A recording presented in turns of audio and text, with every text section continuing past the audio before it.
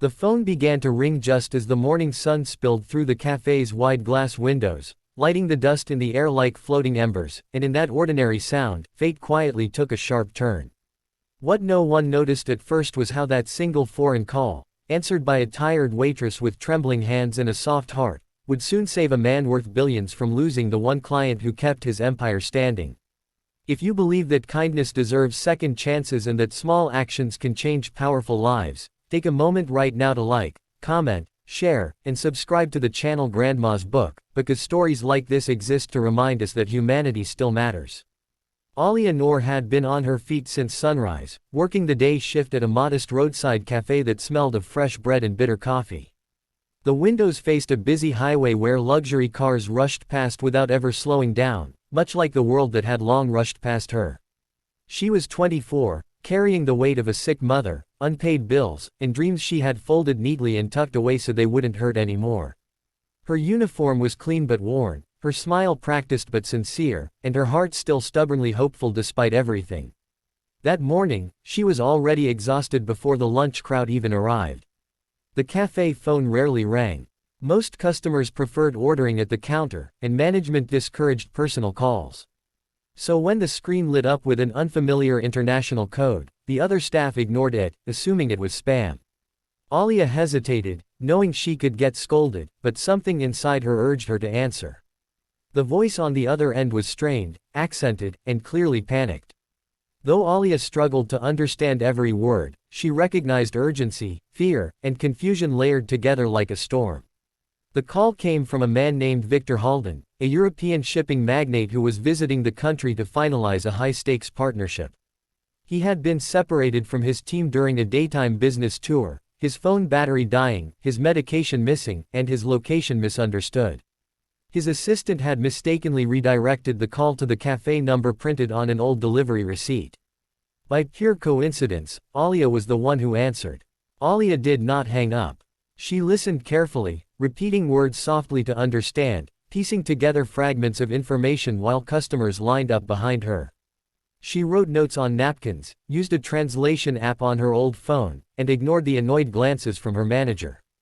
Victor was not just lost, he was experiencing early signs of a medical emergency related to his heart. Panic would have made most people freeze, but Alia moved with a calm that surprised even herself. She stepped outside into the bright daylight, where traffic roared and the sun beat down, and focused entirely on keeping the man talking while contacting local emergency services. She shared landmarks, described nearby streets, and stayed on the line even as her hands shook. When the call dropped suddenly, her heart sank, but she did not stop.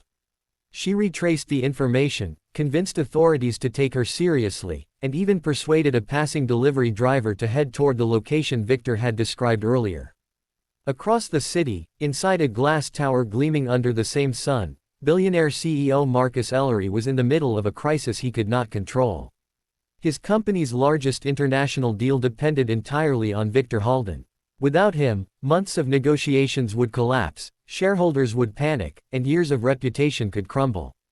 Marcus, a man used to commanding rooms and markets, felt powerless as calls went unanswered and updates failed to arrive. He had no idea that his empire's fate now rested in the hands of a waitress earning barely enough to survive. Hours later, Victor was found slumped on a public bench, dehydrated but alive, rushed to a hospital, and stabilized just in time. Authorities traced the emergency back to a cafe phone call, and that single detail led Marcus Ellery straight to Alia. When he walked into the cafe later that day, sunlight reflecting off his tailored suit, the room fell silent. Alia recognized him instantly from business magazines stacked near the counter. Marcus did not see a waitress. He saw the person who had done what his money, his influence, and his network could not do in that moment.